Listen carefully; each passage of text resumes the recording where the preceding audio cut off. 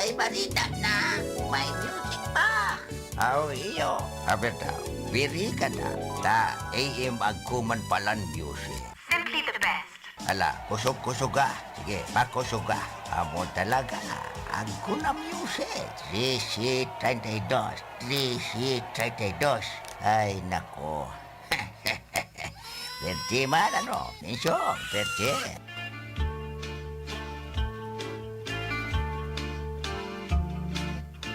Sabi ko na sa mo, lo. Ika kaya, witing ka, witing. Puro ka witing.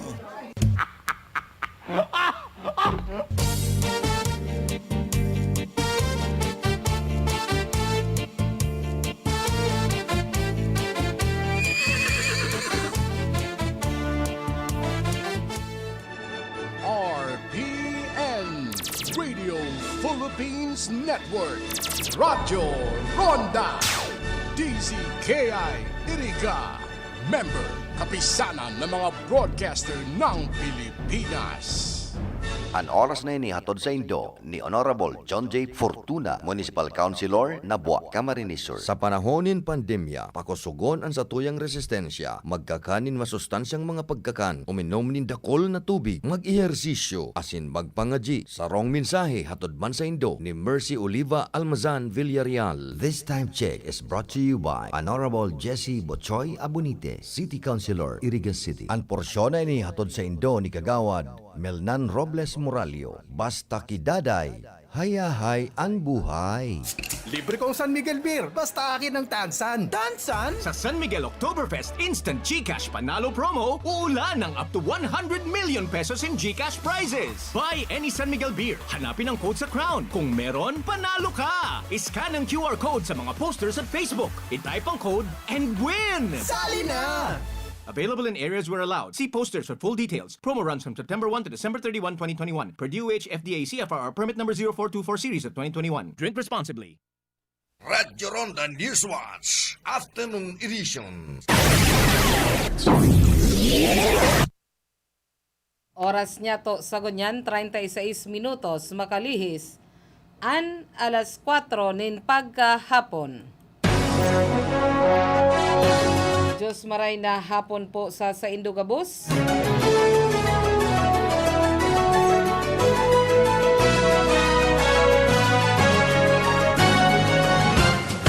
Pizza 22 kita kan bulanin Disyembre taon 2021.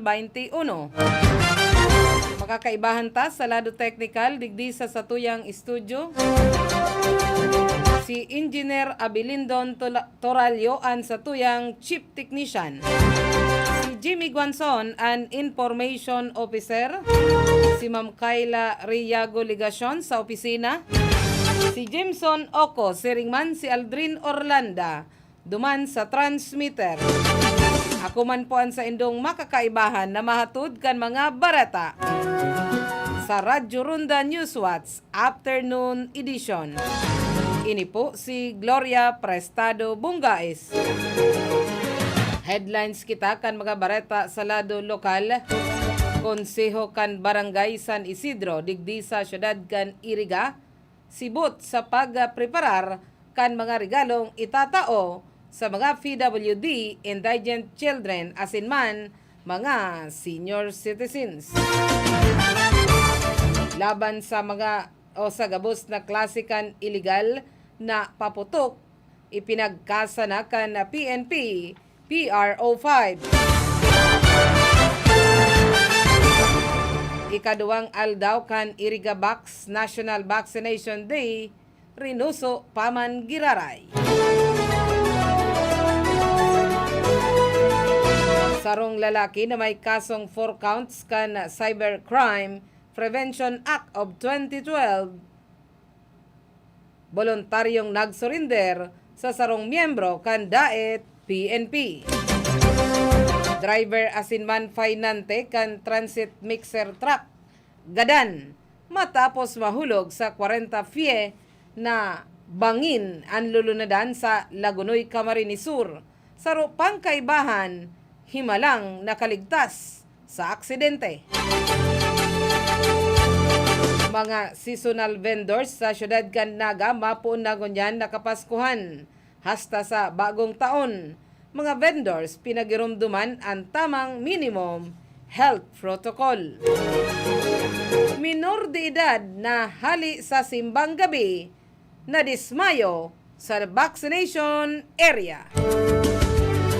Pagtataonin kwarta asin man regalo niya na Pasko, bakong obligasyon kan ninong asin man dinang magin gaya asin marhay na limbawa sa inaanak an mas marhay sigon sa simbahan.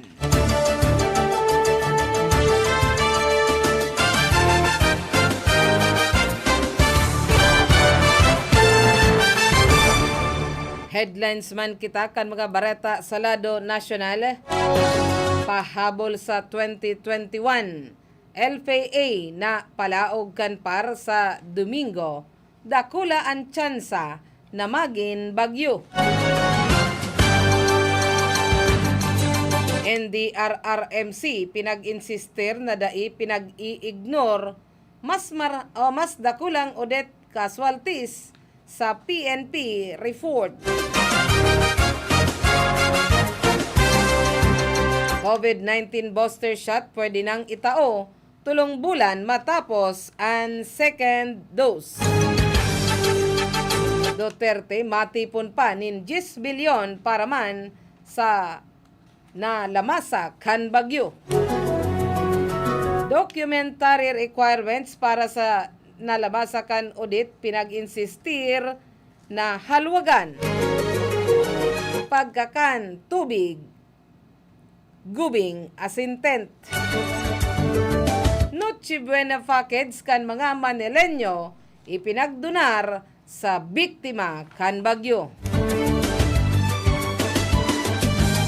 Yan po ang nagkakapirasa na sa mga headlines kan sa tuyang mga Bareta sa Radyo Ronda Newswatch Afternoon Edition.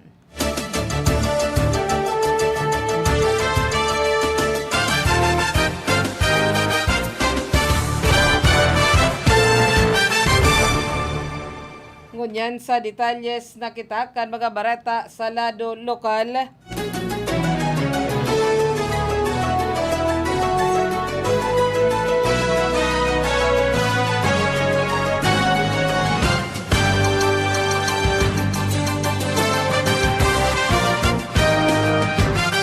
Sibot sa pagpipreparar kan mga regalong itatao sa mga PWD, indigent children asin man mga senior citizens. For medyo taan na pagpadaba kan sinambitan ng mga grupo sa Barangay San Isidro, Syudad kan Iriga, dai pwedeng malingawan kan konsiho kan barangay sa pamamayo ni Punong Barangay Gary Merinyo.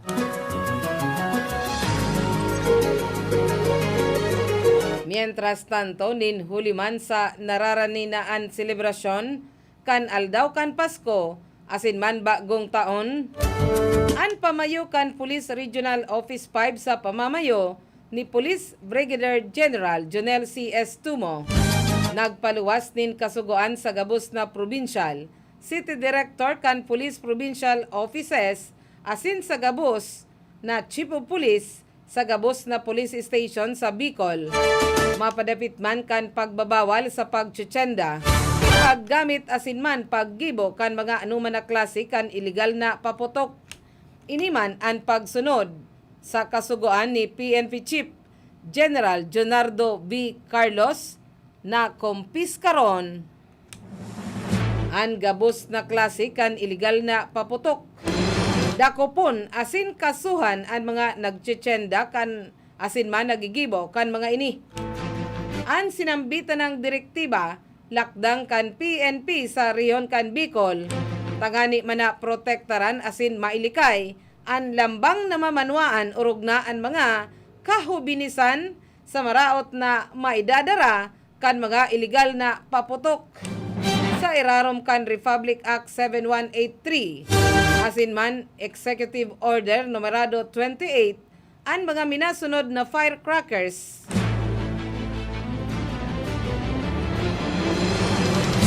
ini regulated para man itsenda asin gamiton ang mga minasunod. Baby racket, bawang, jablo, hudas belt, paper cups, fulling of string, quitis, small triangulo, asin iba pang klase kan mga paputok na dai oversize, overweight, asin man imported. Sa Executive Order numerado 28, ang gabos na klase kan mga pailaw pwede nang gamiton asin gibuhon sa publiko. Sa kaibong na lado, sa ang mga minasunod na pyrotechnic devices na pwedeng itsenda, gamiton iyo ang battery fly, fountain, jumbo regular, asin man special, luces, mabuhay, Roman candle, sparkles, trompilyo. Mientras tantong ang mga ipinagbabawal man nagibuhon, gamiton asin ipabakal iyo ang mga minasunod. Watusi, piccolo, pap-pap, 5-star, pla-pla, lolo thunder, giant bawang, giant whistle bomb, atomic bomb, super lolo, atomic triangle, goodbye bading, large size hudas belt, goodbye Philippines, goodbye Lima, Bin Laden, Hello Colombia, Mother Rockets, Goodbye Nafulis, Coke in Can, Sofer Yolanda, Philbox, Mother Rockets, Buga, Quiton, Kabasi, asin gabos, na mga overweight, asin man oversized na classic firecrackers, asin pyrotechnic devices, mga imported na produkto, asin mga mayong pangaran. Ang guidelines iniklarado sa pagikan Force 1 Executive Order numerado 28 asin man Akta Republika 7183 ginigibo man ini bako para kita ulangon sa kaugmahan kundi imbis para kita bantayan asin pangatamanan laban sa mga illegal na paputok na pwedeng magdara kan panghabang buhay na dai malilingawan o mitsakan sa iyang buhay, sigon pa ki Regional Director Istumo. Iba pang detalyes kita kan mga barata sa ikaduwang aldaw kan Iriga Box National Vaccination Day sa Gaisano Parking Lot asin man Iriga Sports Center, nag-abot na sa 4,713 gabos na nabakunahan sa first dose asin man second dose sa COVID-19 vaccine. Sa Gaisano Vaccination Site, 2,129 ang nabakunahan kan vaccination team kung sain 1,689 ang nag-second dose mientras na 440 ang natawanan nin first dose. Sa laduman kan bakunang Pfizer, 1,686 second dose kan Sinovac tulo. First dose kan Pfizer 180 kabali na ang 7 booster shots. First dose kan Janssen 260. Mantang duman sa Iriga City Sports Complex, ang total na nabakunahan 2,584 kung sain 2,367 ang nag-second dose mientras na 217 ang natudukan sa first dose. Second dose kan Pfizer 2,364, second dose kan Sinovac tulo, first dose kan Pfizer 18 kabali naman ang siyam na booster shot, first dose kan Janssen 198 asin man first dose kan Sinovac 0.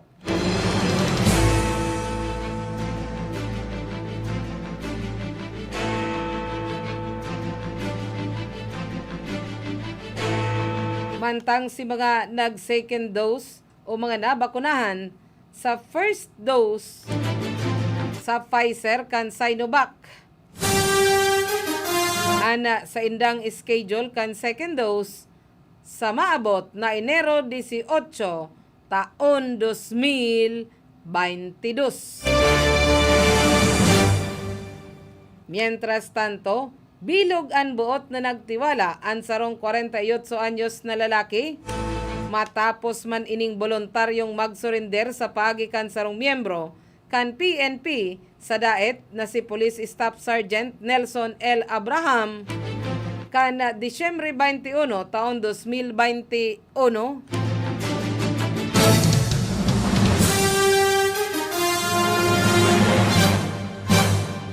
Kasudma alauna 40 nin pagkahapon duman sa Daet Municipal Police Station, Barangay Pamurangon, Daet Camarines Norte. Ang akusado pinagbistong si alias Bernie, 48 anyos, may agom residente kan Purok 2, Barangay Bulhaw, Labo, Camarines Norte. Si Bernie voluntaryong nagsurrender para mansa sa iyang mandamiento di aresto sa kasong 4 na counts kan Cybercrime Prevention Act of 2012. Section 4, Paragraph C, Paragraph 4 kan Republic Act 10175 sa irarom kan kaso kriminal na may numero 21-4183, 21-4184, 21-4185 asinman 21-4186 na pinagpaluwas ni Honorable Judge Leo Lumabad Intia kan Regional Trial Court Branch 64 sa Labo, Camarines Norte, Pechado, Desyembre 16 taon 2021. Asin ini pinagrekomendaran in piyansa na nagkakantidad 80,000 de pesos lambang saro. Ang sinambitan ng perso o akusado yaon na sa kustodiya kan Daet Municipal Police Station para man sa magkakanigong disposisyon. Iba pang detalyes kita kan mga bareta sa lado lokal. Maray na hapon ki Gemini Prestado Bungay Salba, asin man ki BB Blue. Gadan ang driver asin man painante kan transit mixer truck. Matapos na mahulog sa bangin, ang lulunadan sa Banuan kan Lagunoy, Camarines Sur. Ang nagadan pinagbistong sinda Joey Singson i-claim ako, 54 anyos, may agom driver, residente kan Barangay Danlog, San Jose. Asin man si Salvador Malinisa, mayor de edad, may agom residente kan Barangay Karaykayon. Iriduman ang saro panindang kaibahan na si Rodel Dadis Ibuno, 36 anyos, soltero, residente kan Barangay Binanwahan, Lagunoy. Sigon ki Police Master Sergeant Alin Abundabar, investigador kan Lagunoy Municipal Police Station, alas 2 nin pagkahapon.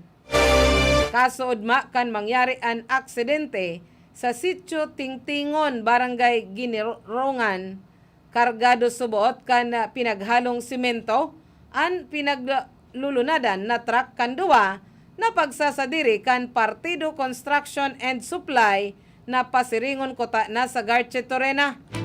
Pag-abot kan mga ini sa pakurbadang parte kan sinambitan ng tinampo, bigla subuot na nagkaigwa nin problema sa makina ang lulunadan. Asin nawaraan pa nin preno nin orason, tanganing mahulog ang lulunadan sa bangin na kinakarkulo na nasa abuton sa pukumas o menos 40 pie ang rarom.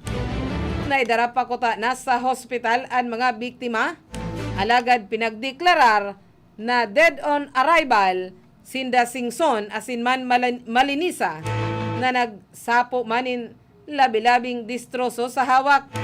Mientras na nakaligtas man sa kagadanan ang saro panindang kaibahan na si Dadis nangunyan, padagos pang pinagbubulong sa hospital.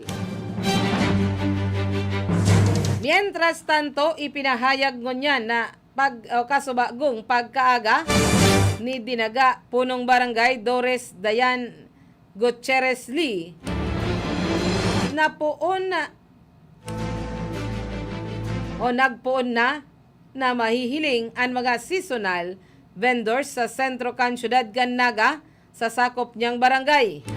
Ang mga seasonal vendors na ini mapwesto sa fatwalk para man sa saindang mga produktong pang Christmas, prutas, asin iba pa. Sigun sa opisyal, sinabi kaini na may mga regulasyon na siya na pinaglatag sa ginibunindang meeting na yung dapat no sunodon kan mga vendor. Subuot may maikot na mga barangay opisyal asin man tanod para i-check kung masunod ang mga ini sa napagkasurunduan nindang mga rules and regulation.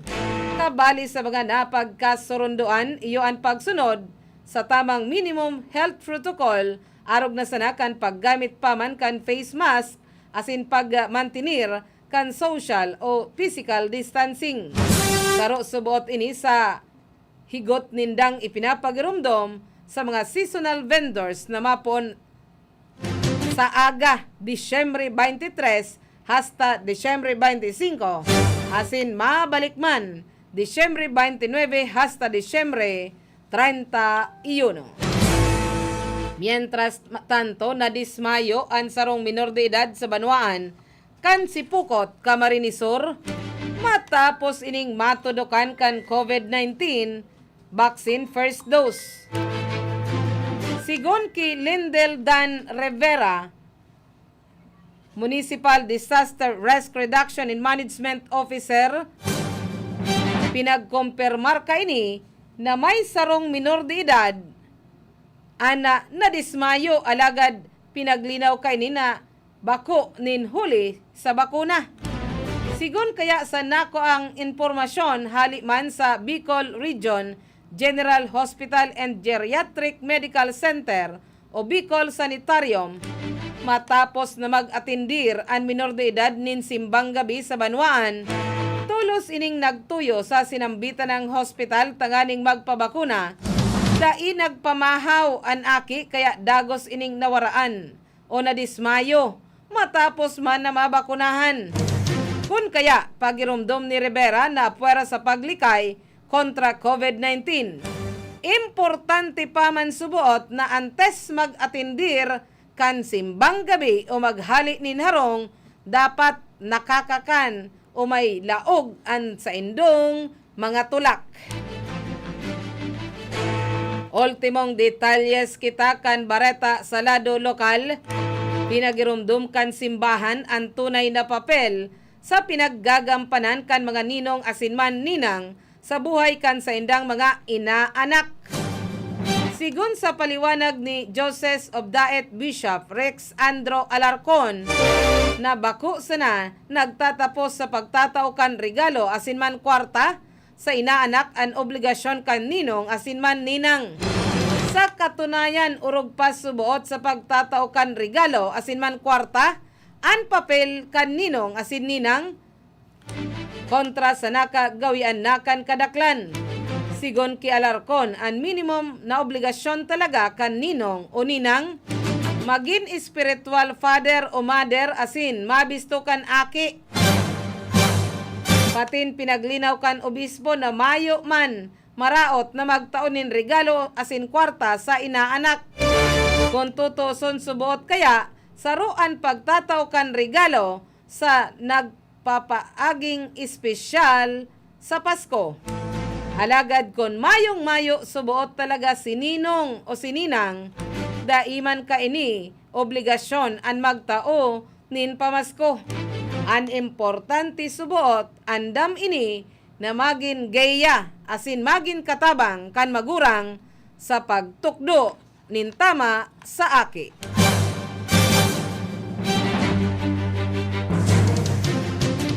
Mientras tanto, lalo pang duminakula ang tsansang magin bagyo.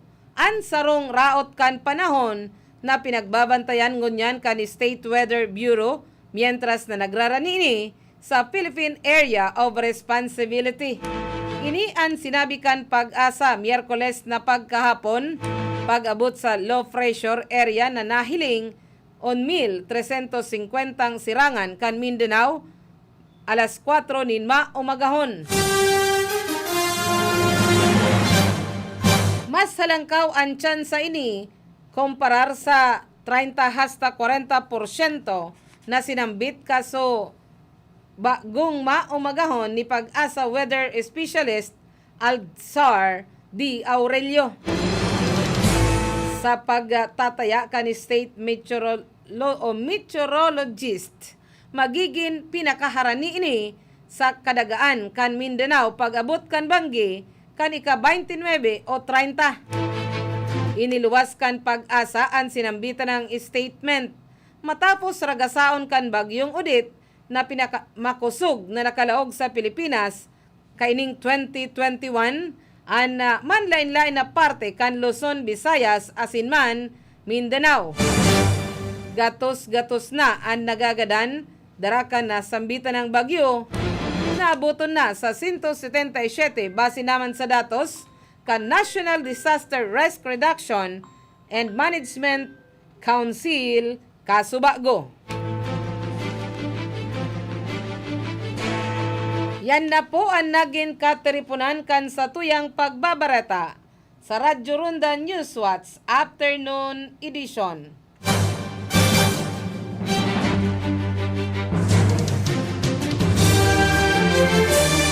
Nakaibahan ta sa lado technical digdi sa satuyang studio si Engineer Abilindon Toralio ang satuyang Chief Technician.